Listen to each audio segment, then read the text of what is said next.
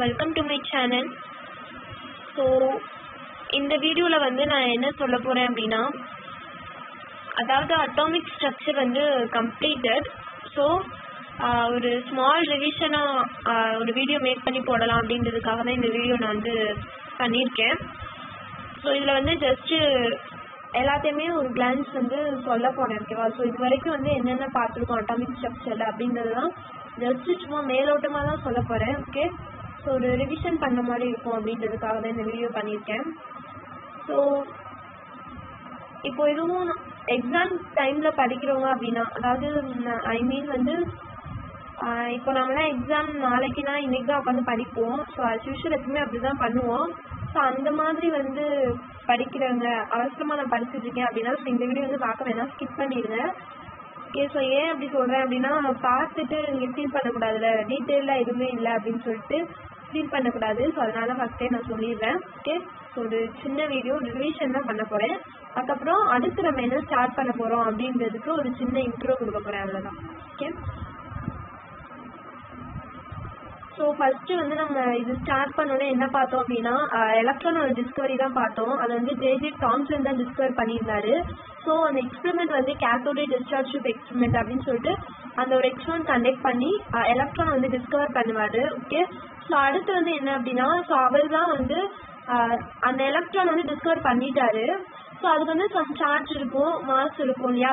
So அதை வந்து அவர் கண்டுபிடிக்கணும். ஸோ அதுக்காக அவர் என்ன பண்ணார் அப்படின்னா அதை வந்து தனித்தனியாக அவரால் கண்டுபிடிக்க முடியலை. ஸோ அதனால அதுக்கு வந்து ஒரு ரேஷியோ அவர் வந்து மேக் பண்ணி நம்ம கொடுத்துருந்தாரு.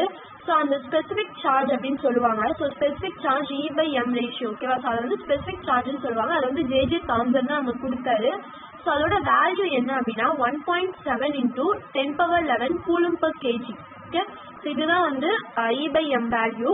ஸோ இதெல்லாம் நம்ம ஆல்ரெடி பார்த்துட்டோம், ஜஸ்ட் ரிவிஷனாக சொல்கிறேன்.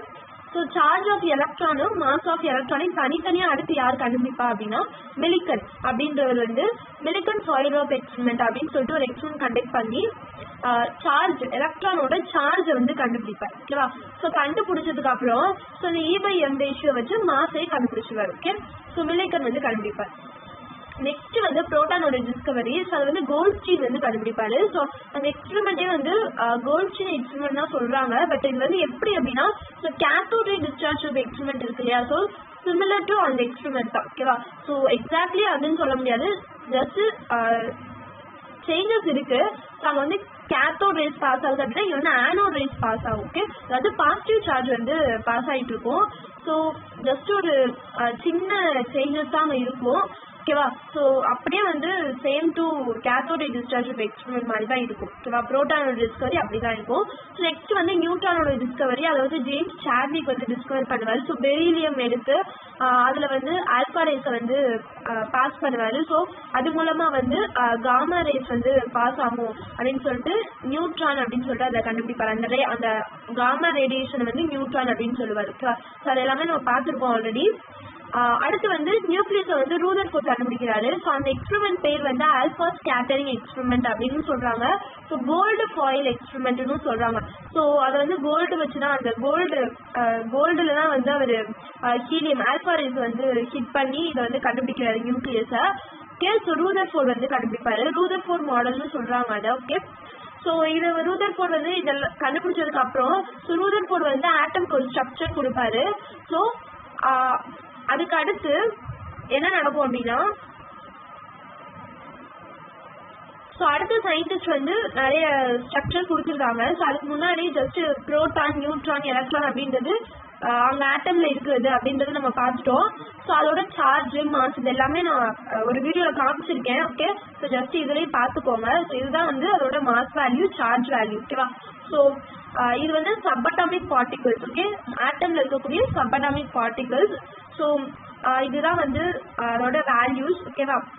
ஸோ நெக்ஸ்ட் வந்து எலக்ட்ரோமேக்னெட்டிக் ரேடியேஷன் பார்த்தோம். ஸோ எலக்ட்ரோமேக்னெட்டிக் ரேடியேஷன் அப்படின்றது நம்ம வந்து ஒரு இதில் ரேஸ் வந்து அதாவது ஒரு இதை நம்ம ஒரு மெட்டல்ல வந்து நம்ம ரேஸ் பாஸ் பண்ணும்போது ஸோ சம் ரேடியேஷன்ஸ் வந்து வெளியே போகும் இல்லையா.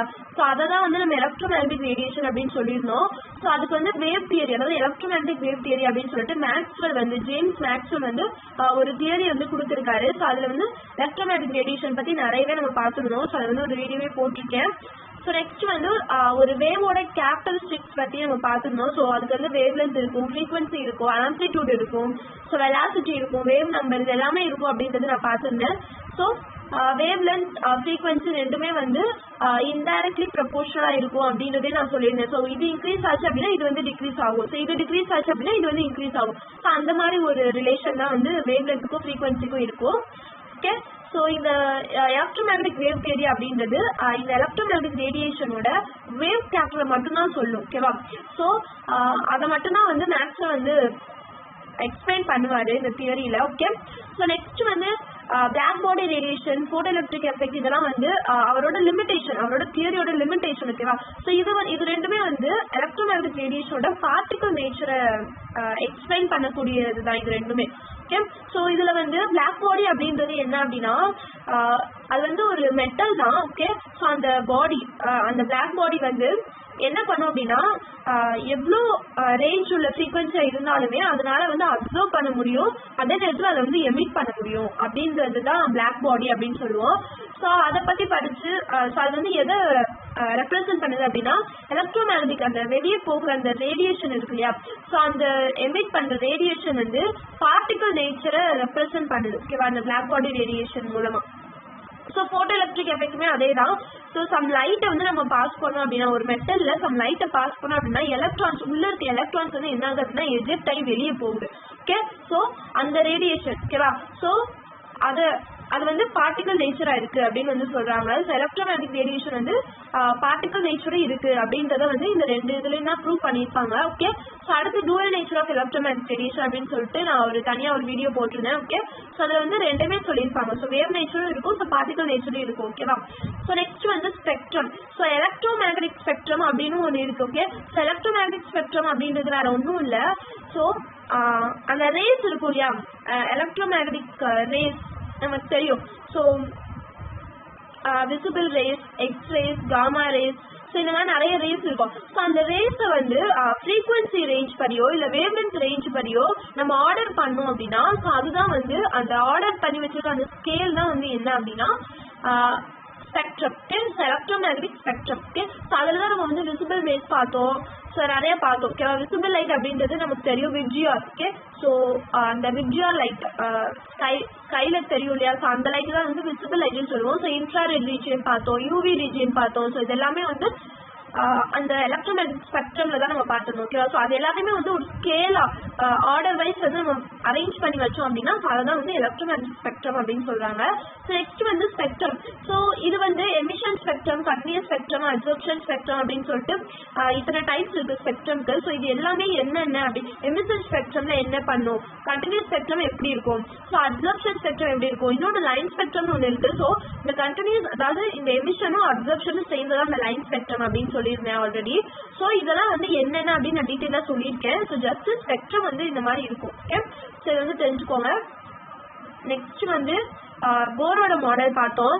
ஸோ போர் தான் வந்து ஆட்டம்க்கு வந்து ஒரு ஆப்டான மாடல் கொடுத்துருந்தான்னு நான் சொல்லியிருந்தேன். ஸோ சோலார் சிஸ்டம் மாடல் அப்படின்னு சொல்லுவாங்க. ஸோ எலக்ட்ரான்ஸோட மூவ்மெண்ட் வந்து கரெக்டாக சொல்லியிருந்தாரு. ஸோ அதுக்கப்புறம் இவர் வந்து ஹைட்ரஜனுக்கு வந்து ஸ்பெக்ட்ரம் கொடுத்துருந்தாரு. Okay, so line spectrum of hydrogen அப்படின்னு சொல்லிட்டு ஒரு இது கொடுத்துருந்தாரு. ஸோ அது வந்து ஸ்பெக்ட்ரல் லைன்ஸ். ஸோ அது அந்த ஸ்பெக்ட்ரல் லைன்ஸை வந்து சீரீஸ் ஆஃப் பிரிச்சு ஸோ நமக்கு வந்து சம் ஆர்டர் ஆஃப் சீரீஸ்லாம் கொடுத்துருந்தாரு, நேம்லாம் மென்ஷன் பண்ணி Balmer series, Paschen series, Lyman series அப்படின்னு சொல்லிட்டு நேம்லாம் கொடுத்துருந்தாரு. ஓகேவா, ஸோ ஃபார்முலா ரிட்பர்க் கான்ஸ்டன்ட் அப்படின்னு சொல்லிட்டு ஃபார்முலாலாம் கொடுத்துருந்தாரு. ஓகே, ஸோ நெக்ஸ்ட் யார் வருவான்னு பார்த்தீங்கன்னா சாமர்ஃபீல்டு வராரு. ஸோ அவர் என்ன பண்ணுவார் அப்படின்னா இந்த லைன் ஸ்பெக்ட்ரம் வந்து ஒரு ஹை ரிசால்விங் பவர் உடைய ஸ்பெக்ட்ரோஸ்கோப்ல வந்து பார்க்கும்போது அந்த லைன் வந்து போர் சொன்ன மாதிரி இல்லை. ஸோ அது வந்து ரொம்பவே ஃபைன் லைன்ஸா இருந்துச்சு. ஸோ அது ஏன் அப்படி இருக்கு அப்படின்னு வந்து ஒரு கண்டுபிடிக்கணும் அப்படின்றதுக்காக தான் வந்து போரோட மாடல் வந்து இவர் திருப்பி கையில் எடுப்பாரு. ஸோ அப்படி எடுக்கும் போது தான் இவர் வந்து ஒரு மாடல் கொடுப்பாரு. ஸோ போர் வந்து ரவுண்டா வந்து சுத்திட்டு இருக்கு அப்படின்னு சொல்லுவாரு எலக்ட்ரான்ஸ் நியூக்ளியஸை. ஸோ ஆனா இவர் வந்து எலிப்டிக்கலா தான் சுத்துது அப்படின்னு சொல்லுவாரு. ஸோ இந்த மாதிரி நிறைய இவர் வந்து மாடிஃபிகேஷன் கொடுத்திருந்தாரு. எதுக்கு வந்து இவர் இதை பண்ணாரு அப்படின்னா, இந்த லைன் ஸ்பெக்ட்ரம் வந்து கரெக்டா சொல்றதுக்காக தான் வந்து ஃபார்மர் வந்து இந்த மாடலே பண்ணுவார். ஓகேவா? ஸோ அதுக்கப்புறம் இவர் வந்து ஒரு மாடல் கொடுப்பாரு. நெக்ஸ்ட் வந்து de Broglie wavelength of electrons. So அது எதுக்கு அது இருந்துச்சு அப்படின்னா, ஒரு மேட்டரோட டூயல் கேரக்டர் சொல்றதுக்காக தான் வந்து இந்த de Broglie wavelength of electrons வந்து நம்ம பார்த்தோம். ஸோ மேட்டருக்கு வந்து எலக்ட்ரோமேக்னெட்டிக் ரேடியேஷன் மட்டும் இல்லை, ஸோ மேட்டருக்கும் வந்து டூயல் நேச்சர் இருக்கு. பார்ட்டிகலாவும் அது ஆக்ட் பண்ணும், ஸோ வேவாவும் அது ஆக்ட் பண்ணும் அப்படின்றது நமக்கு இந்த டி ப்ரோக்லி வேவ்லென்த்ல தான் தெரிஞ்சிச்சு. ஸோ லாம்டா = h/p அப்படின்னு சொல்லிட்டு ஒரு வேல்யூ நம்ம கடைசியா கிடைச்சிச்சு. ஸோ லாம்டா அப்படின்றது wave length. Okay, so wave length வந்து அதாவது ஒரு வேவோட லென்த் அப்படின்றது. ஸோ வேவோட லென்த் அப்படின்னும் போது ஸோ அங்க வந்து என்ன தெரியுது, ஸோ அது வந்து வேவ் அப்படின்னு தெரியுது. ஸோ மொமெண்டம் கீழே டினாமினேட்டர்ல மொமெண்டம் இருக்கு, p இருக்கு. So momentum = mass into velocity. So mass into velocity அப்படின்னும் போது ஸோ அது வந்து ஒரு பார்ட்டிகிள் அப்படின்றது. ஸோ மாஸ் அப்படின்னும் போது ஸோ அது வந்து ஒரு பார்ட்டிகிள் அப்படின்றது நமக்கு தெரியுது. ஸோ அப்போ பார்ட்டிகல் நேச்சரும் இருக்கு, வேவ் நேச்சரும் இருக்கு அப்படின்னு சொல்லிட்டு இந்த ஈக்குவேஷன் மூலமா வந்து சொல்லியிருப்பாரு டி ப்ரோக்லி. ஸோ அதெல்லாம் வந்து de Broglie wavelength of electrons அப்படின்னு சொல்றாங்க. இதுல வந்து டூவல் கேரக்டர் ஆஃப் மேட்டர் வந்து வெளிப்படுது இல்லையா, ஸோ அதனால வந்து இந்த மாதிரி மென்ஷன் பண்ணியிருக்கேன். ஸோ நெக்ஸ்ட் வந்து ஹைசன்பெர்க் வந்து ஒரு பிரின்சிபல் கொடுக்குறாரு, அன்சர்டைனிட்டி பிரின்சிபல் அப்படின்னு சொல்லிட்டு. ஸோ அது என்ன பிரின்சிபல் அப்படின்னா, எக்ஸாக்டா ஒரு மொமெண்டத்தையும் பொசிஷனையும் ஒரு எலக்ட்ரானோட மொமெண்டத்தையும் பொசிஷனையும் நம்மளால வந்து சைமல்டேனியஸா கால்குலேட் பண்ண முடியாது அப்படின்றதா இந்த பிரின்சிபல். ஓகே, ஸோ அதாவது அன்சர்டைனா தான் இருக்கும், அது கரெக்டா இருக்காது, வேல்யூ வந்து கரெக்டா இருக்காது, அன்சர்டைன் வேல்யூ தான் அது ரெண்டுமே அப்படின்னு சொல்லிட்டு சொல்லுவாரு. So del into del p. Okay, so del into del p > h/4π அப்படின்னு சொல்லிட்டு ஒரு இது கொடுத்திருந்தாரு. ஓகே, ஸோ அதுதான் வந்து இவரோட பிரின்சிபல். ஸோ நெக்ஸ்ட் வந்து குவாண்டம் மெக்கானிக்கல் மாடல் பார்த்தோம். ஸோ குவாண்டம் மெக்கானிக்கல் மாடல் அப்படின்றது என்ன அப்படின்னா, ஸோ குவாண்டம் மெக்கானிக்ஸ். ஓகேவா? ஸோ அதை ஆல்ரெடி நான் சொல்லியிருந்தேன். ஸோ மைக்ரோஸ்கோபிக் பார்ட்டிகல்ஸோட மூவ்மெண்ட்டை ஸ்டடி பண்ணுறது தான் குவாண்டம் மெக்கானிக்ஸ். ஓகே, ஸோ இதே இது மேக்ரோஸ்கோபிக் நம்ம பார்த்தோம் அப்படின்னா அது வந்து கிளாசிக்கல் மெக்கானிக்ஸ். ஓகேவா? ஸோ நம்ம வந்து அதை பார்க்க தேவையில்லை, மேக்ரோஸ்கோபிக் பற்றி நம்ம பார்க்கல, நம்ம ஆட்டம்ஸ் பற்றி தான் பார்க்குறோம். ஆட்டம்ஸ் வந்து மைக்ரோஸ்கோபிக் பார்ட்டிகல் தான். ஸோ நம்ம வந்து குவாண்டம் மெக்கானிக்கல் மாடல் தான் இதில் வந்து பார்க்க போகிறோம்.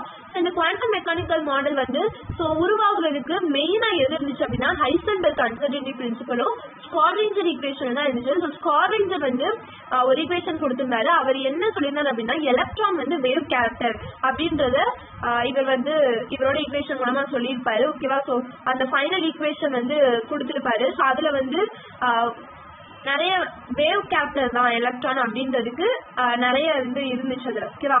ஸோ அது மூலமா குவாண்டம் மெக்கானிக்கல் மாடல் அப்படின்றது ஸ்டார்ட் ஆச்சு. ஓகே, ஸோ அதுல இருந்து நம்ம குவாண்டம் நம்பர்ஸ் பார்த்தோம். So 4 type of quantum numbers இருக்கு. ஸோ குவாண்டம் நம்பர்ஸ் அப்படின்றது ஒரு எலக்ட்ரான்ஸை பத்தி, அதாவது உள்ள இருக்க எலக்ட்ரானோட பத்தி சொல்றதா வந்து குவாண்டம் நம்பர். ஓகேவா?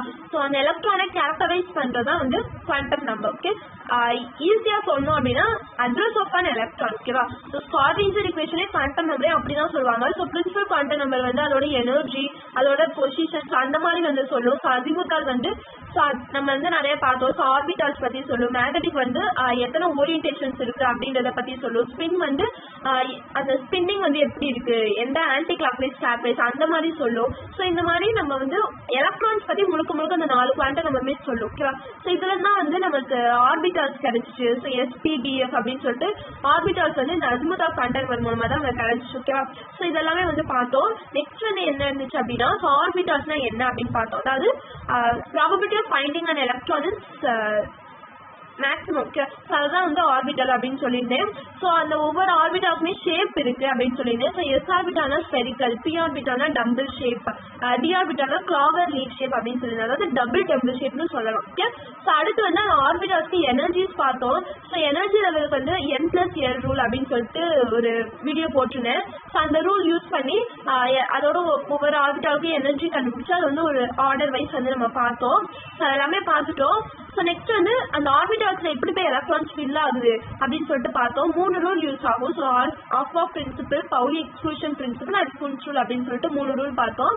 ஸோ இந்த 3 ரூல் மூலமாக தான் வந்து ஃபில் ஆகுது. ஸோ எலக்ட்ரானிக் கான்ஃபிகரேஷன் ஆஃப் ஆட்டம்ஸ்லாம் பார்த்துட்டோம். Stability of orbitals. So halfly ஃபில்டாக இருக்கும்போதும் ஃபுல்லி ஃபில்டாக இருக்கும்போது தான் வந்து அது ரொம்ப ஸ்டேபிளாக இருக்கும். அதுக்கான ரீசன் வந்து அது வந்து சிமெட்ரிக்கல் டிஸ்ட்ரிபியூஷனாக இருக்கிறது ஒரு ரீசன்.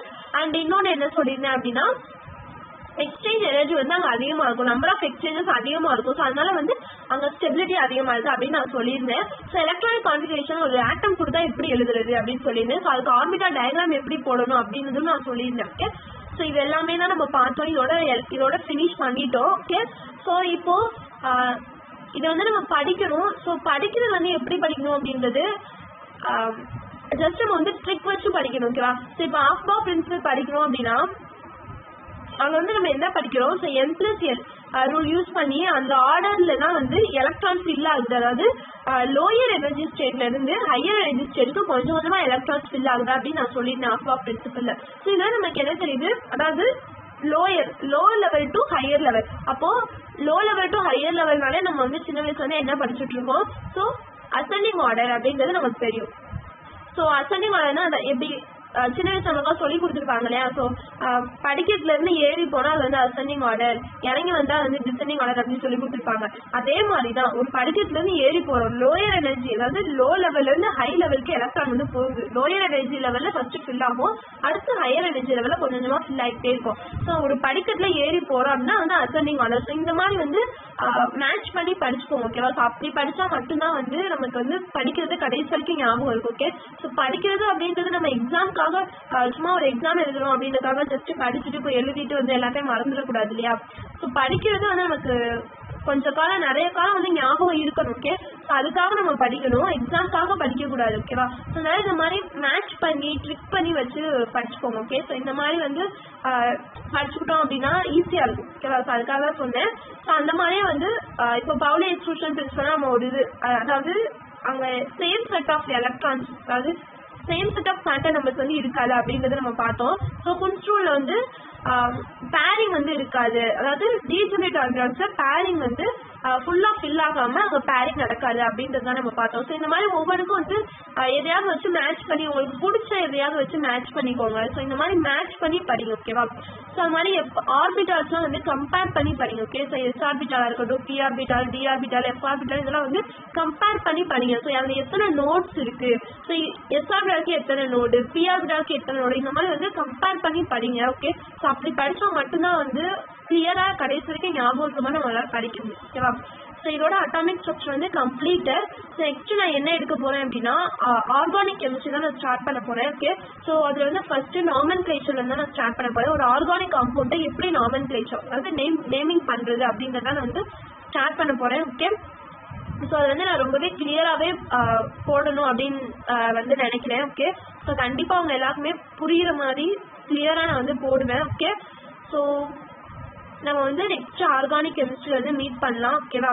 ஸோ இப்போ இதில் வந்து உங்களுக்கு எதுவும் டவுட் இருந்துச்சு அப்படின்னா ஸோ ப்ளீஸ் கமெண்ட் பண்ணுங்க. ஓகே, ஸோ நான் வந்து ரிப்ளை பண்ணுறேன். எனக்கு தெரிஞ்ச அளவுக்கு நான் வந்து கண்டிப்பாக ரிப்ளை பண்ணுவேன். ஓகே, ஸோ அது மாதிரி உங்களுக்கு வந்து நான் போடுற வீடியோஸ் எல்லாமே வந்து அண்டர்ஸ்டாண்ட் ஆகுது, பிடிச்சிருக்கு அப்படின்னா ப்ளீஸ் வந்து சேனலை வந்து சப்ஸ்கிரைப் பண்ணுங்க. ஓகே, ஸோ லைக் பண்ணுங்க. உங்கள் ஃப்ரெண்ட்ஸ் வந்து உங்க கூட படிக்கிறாங்க அப்படின்னா அவங்களுக்கும் இதில் டவுட் இருந்துச்சு அப்படின்னா ஸோ ப்ளீஸ் ஷேர் பண்ணுங்க. ஓகே, ஸோ ப்ளீஸ் சப்போர்ட் பண்ணுங்க. ஓகேவா? ஸோ அதே மாதிரி அவங்களோட சஜஷன்ஸ் வந்து நீங்கள் வந்து கமெண்ட்ல வந்து சொல்லுங்க. ஓகேவா? ஸோ நான் வந்து சொல்றது வந்து உங்களுக்கு நாலேஜ் வந்து கெயின் ஆகுதா அப்படின்றது எனக்கு வந்து தெரியணும் கண்டிப்பாக. ஸோ அதனால நீங்கள் உங்களோட சஜஷன்ஸ் வந்து கமெண்ட் பண்ணுங்க. ஓகே, ஸோ அப்போ தான் வந்து எனக்கு தெரியும் நான் வந்து எப்படி டீச் பண்ணுறேன் அப்படின்றது எனக்கு அப்போ தான் தெரியும். ஓகேவா? ஸோ ப்ளீஸ் வந்து கமெண்ட் பண்ணுங்க. ஓகே, ஓகே, தேங்க்யூ ஃபார் வாட்சிங். Be happy and make others happy. Thank you. இந்த வீடியோ உங்களுக்கு பிடிச்சிருந்துச்சுன்னா லைக் பண்ணுங்கள், ஷேர் பண்ணுங்கள், என்னோட சேனலை சப்ஸ்கிரைப் பண்ணுங்கள். தேங்க்யூ.